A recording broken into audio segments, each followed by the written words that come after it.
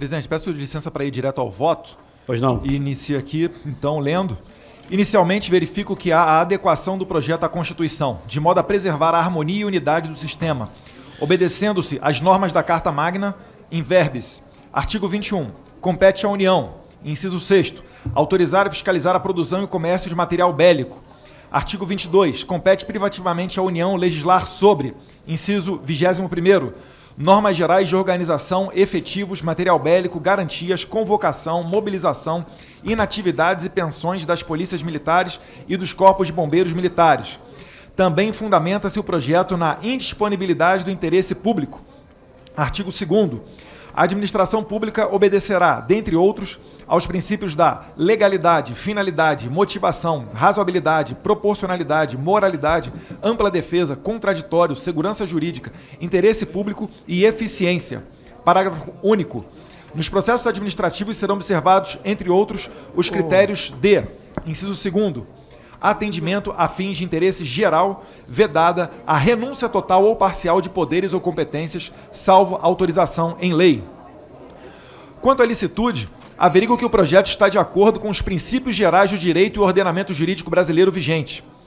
Em que pese a proposição visa ampliar o acesso às armas, bem como o número de categorias a serem beneficiadas pela exceção ao porte de armas, algumas emendas apresentadas, dentre elas as de números 5, 6, 7 e 10, visam restringir ou obstaculizar a manutenção do referido direito, razão pela qual se faz necessário uma introdução ao direito outorgado pela referida proposição. De início, parabenizo o autor do projeto pelo cumprimento do Plano Nacional de Segurança Pública e Defesa Social. O referido plano foi concebido no âmbito do então Ministério da Segurança Pública com a aprovação da Lei 13.675 de 2018. E uma das suas metas é, abre aspas, estimular e apoiar no âmbito das unidades federativas ações, planos e protocolos de prevenção e repressão à violência e à criminalidade com prioridade para aqueles relacionados com a letalidade da população, fecha aspas. Como forma de cumprir seus objetivos, o Conselho Nacional de Segurança Pública estabeleceu como meta a redução absoluta da violência letal para os 2 primeiros ciclos de implantação do PNSP, período 2018-2022, de 3,5%, a ser validada com compromissos de metas de redução envolvendo cada um dos estados e do Distrito Federal. Tal meta leva em conta que o nível médio de crescimento anual de homicídios é de 4% ao ano. A surpresa está em que, no primeiro ano, a meta foi cumprida de forma exemplar, pois no Brasil, Coronel Armando, em 2019, o número de homicídios chegou a 43.033. Número este menor desde 1999, quando o cômputo ficou em 42.914 homicídios. Em relação a 2018, delegado Eder Mauro, quando o total ficou em 55.914, a queda percentual definitiva foi de 21,25% menos homicídios em 2019. É a maior variação negativa de toda a série histórica apurada desde 1980. Tudo isto no mesmo período, 2019, em que houve um acréscimo de 65,6% no número de armas registradas no Sinarme. No Sigma, referente aos CACs, de 2019 a agosto de 2020, houve um acréscimo de 120,3%. Concluindo-se que, ainda que tenha havido um expressivo aumento no número de armas em circulação no país, tais armas não representaram acréscimo no número de homicídios. Pelo contrário. Especificamente, quanto às emendas que tratam da supressão de categorias sob o argumento de que o maior acesso às armas de fogo por pessoas que cumprem os requisitos objetivos da Lei 10.826 de 2003 poderiam incrementar a criminalidade, a CPI das Armas da Assembleia Legislativa do Rio de Janeiro trouxe conclusões relevantes. Vejamos algumas informações apresentadas aos deputados da época. Letra A. 8.956 armas apreendidas em 2015. Letra B. Crescimento de 60% no número de apreensão de fuzis. C. Armas de porte, pistolas e revólveres, na sua maioria são de fabricação nacional e fuzis, a sua maioria, estrangeiros. Letra D. O secretário de Segurança Pública do Rio de Janeiro esclareceu que as armas de fabricação nacional, Taurus, citadas na CPI, são exportadas e depois retornam ao Brasil. Caso sejam somadas todas as armas, se comprovará que a totalidade é estrangeira. Letra E.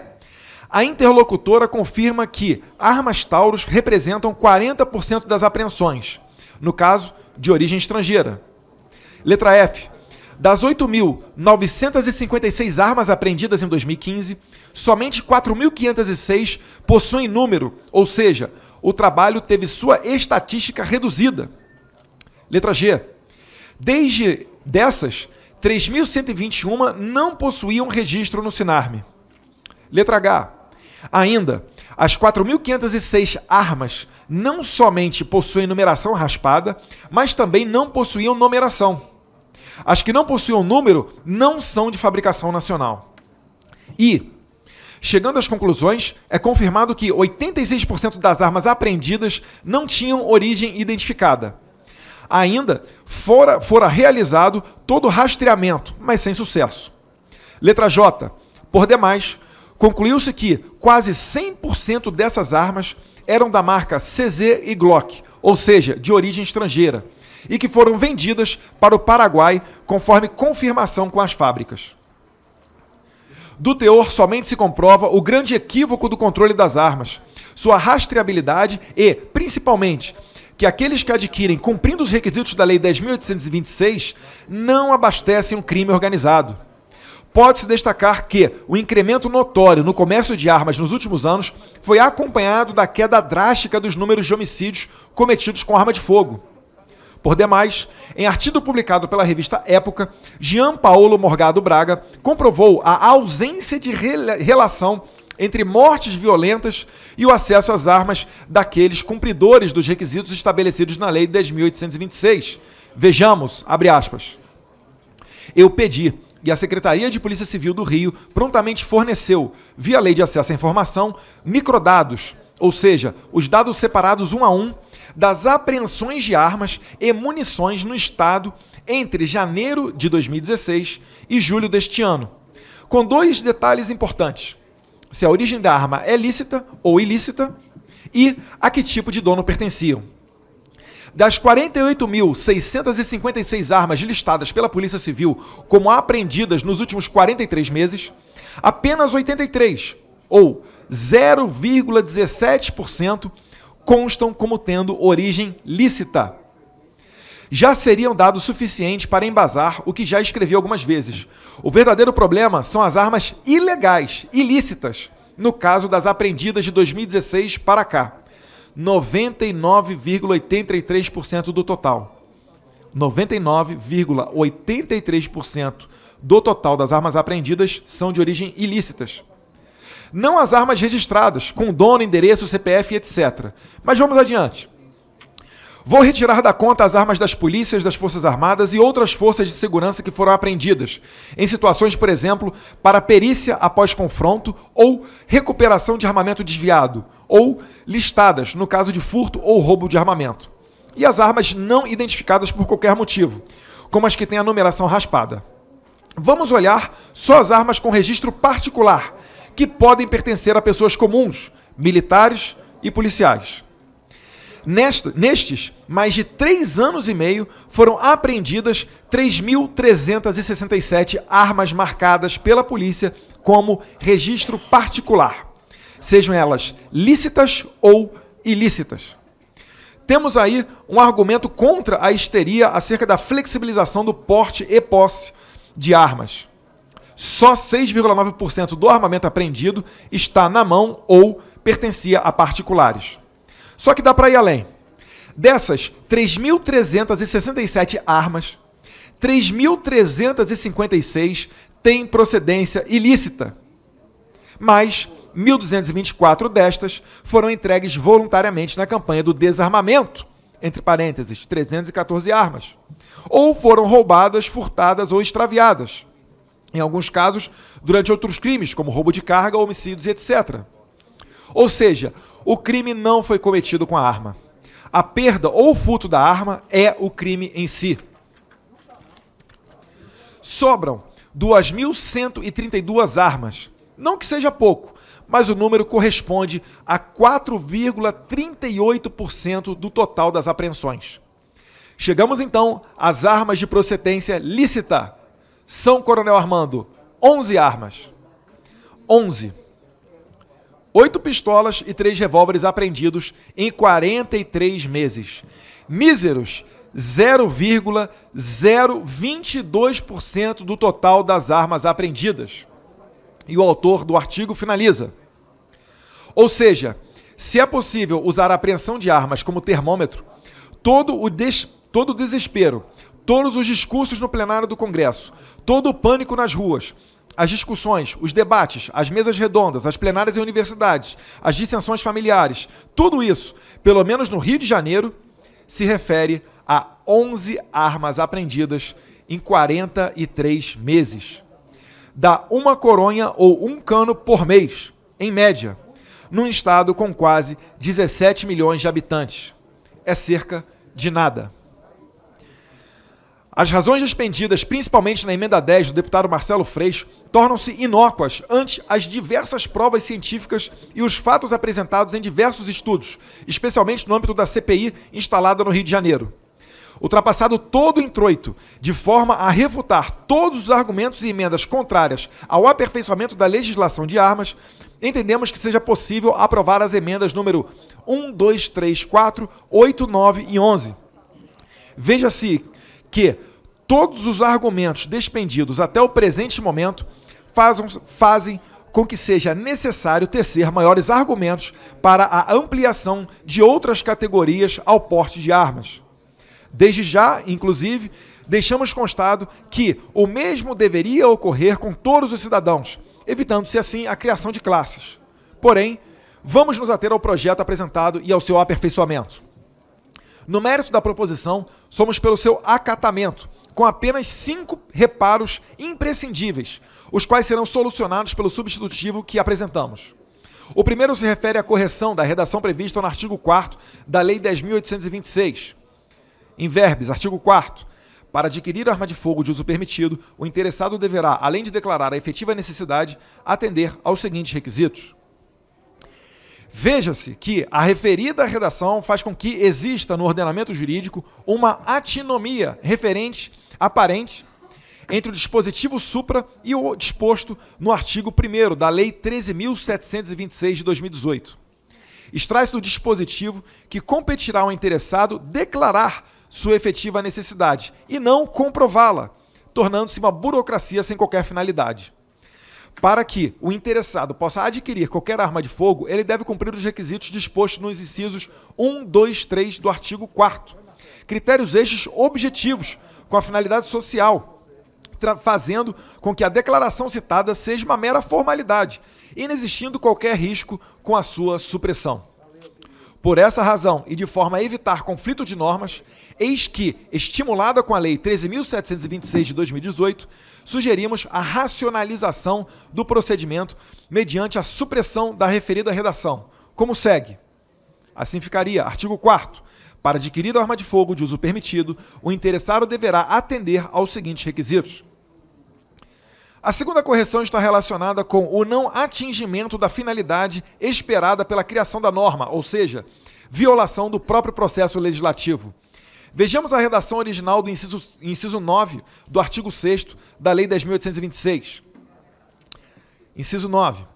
Para os integrantes das entidades de desporto legalmente constituídas, cujas atividades esportivas demandem o uso de arma de fogo, na forma do regulamento desta lei, observando-se no que couber a legislação ambiental.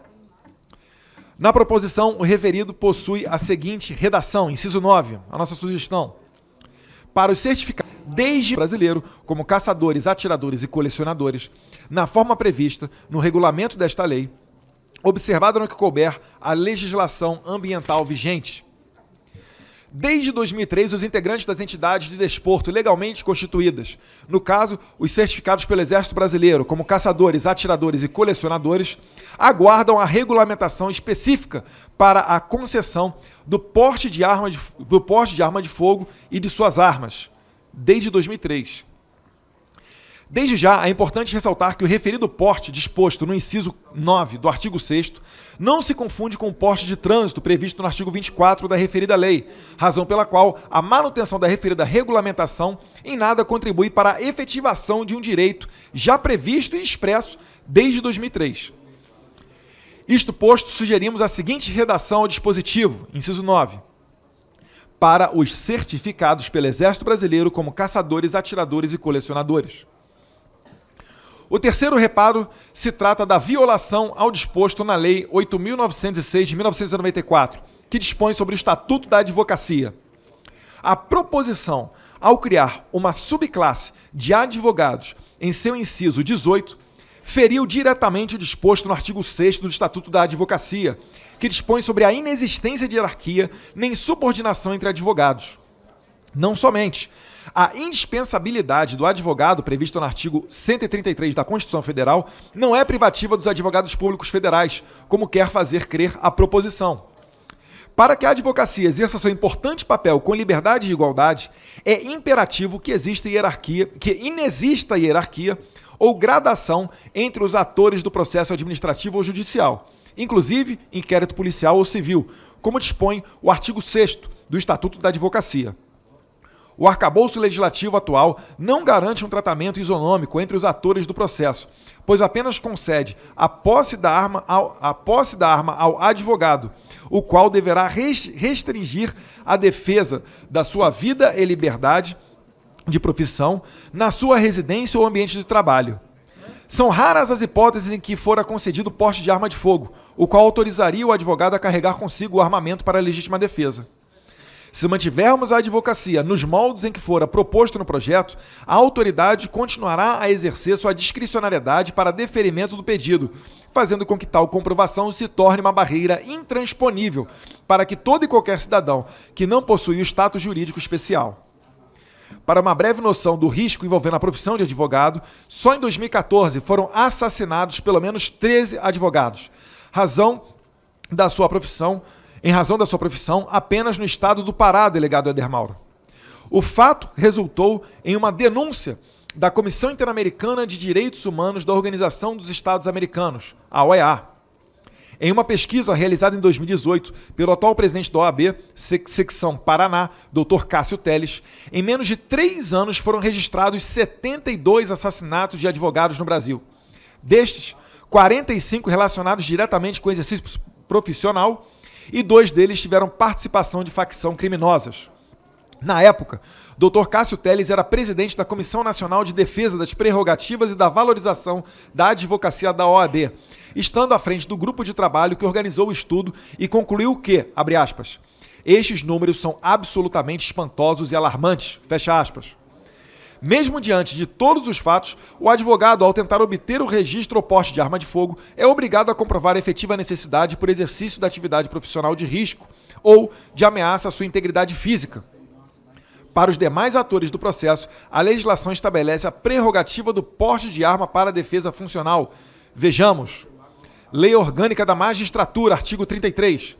São prerrogativas do magistrado, inciso 5º, portar arma de defesa pessoal. Lei Orgânica Nacional do Ministério Público, artigo 42. Os membros do Ministério Público terão carteira funcional, expedida na forma da lei orgânica, valendo em todo o território nacional como cédula de identidade e porte de arma, independentemente, neste caso, de qualquer ato formal ou de licença ou autorização. Além da maior facilidade para obtenção de registro ou porte de arma de fogo, juízes e promotores têm outra vantagem sobre os advogados. Caso necessitem de segurança pessoal em virtude de ameaças sofridas em razão de sua profissão, podem contar com proteção 24 horas das forças policiais do país. Em nenhum momento divergimos da importância desses atores para o Estado, especialmente por atuarem em causas envolvendo grandes quadrilhas e casos de corrupção em todas as esferas. Entretanto, ao advogado, com os mesmos riscos, não é conferida a mesma proteção, pois, além do Estado, possuem meios para exercer seu direito à legítima defesa. Sem dizer que a criação de uma subclasse de advogados públicos federais demonstra uma clara ausência de isonomia entre todos os advogados do país, configurando uma violação constitucional à manutenção do Estado democrático de direito e ofensa à prerrogativa da advocacia. Se o advogado é indispensável à administração da justiça e para exercer seu papel com liberdade e igualdade, é imperativo que inexista hierarquia, não é coerente permitir o tratamento diferenciado quando se trata de registro e porte de arma de fogo, uma vez que macularia o direito do advogado de decidir como realizar sua legítima defesa. Isto posto, sugerimos a seguinte redação ao inciso 18. Inciso 18. Advogados inscritos na Ordem dos Advogados do Brasil, procuradores gerais, advogados gerais, defensores gerais e dirigentes de órgãos jurídicos da administração pública direta, indireta e fundacional que exercem a advocacia vinculada à função. Por demais, o quarto reparo envolve a existência de limitação territorial no porte de armas para as categorias previstas no artigo 6º. Extrai-se do teor das disposições, inclusive as não alteradas pela proposição, que todas as categorias previstas no referido artigo exercem, de alguma maneira, atividade de risco em razão do exercício profissional. A disposição prevista no parágrafo 1º do artigo 6º, nos moldes atuais e não corrigidos na proposição, além de fomentar a insegurança dos profissionais quando não estiverem no seu território, pois retira direito de defesa, desvaloriza a vida destes. No modo em que se encontra redigida a referida proposição, além do nítido caráter discriminatório da norma, inviabilizará o cumprimento da sua finalidade. Para tanto, sugere-se a seguinte redação. Artigo 6º, parágrafo 1º. Os profissionais a que se referem os incisos do caput poderão portar em todo o território nacional arma de fogo de propriedade particular ou institucional, mesmo fora do exercício de sua atividade profissional, conforme previsto no regulamento desta lei. E, por fim, o quinto reparo diz respeito ao artigo 3º da Lei 10.826 de 2019. Achamos necessário positivar a questão do registro da arma de fogo, garantindo ao seu detentor o legítimo direito de propriedade sobre o bem e, em caso de não renovação do seu registro, lhe garantir a condição de depositário fiel. Tratamos no substitutivo apresentado a possibilidade de, no exercício da legítima defesa, o proprietário de arma que não tiver seu registro renovado poder fazer uso da mesma, em caráter excepcional, resguardados eventuais excessos que ocorrerem, onde o proprietário responderá pelos mesmos na forma da legislação penal vigente. Todas as sugestões acrescentadas, além de razoáveis, estão fundamentadas em dispositivos legais e constitucionais, sendo desnecessário explicá-los de forma pormenorizada, fazendo com que as sugestões sejam apreciadas pelos pares de forma a integrar o texto definitivo. Diante de todo o exposto, votamos pela aprovação do projeto de lei 6438 de 2019, pela aprovação das emendas número 1, 2, 3, 4, 8 e 9, e 11, na forma do substitutivo apresentado, e pela rejeição das emendas números 5, 6, 7 e 10.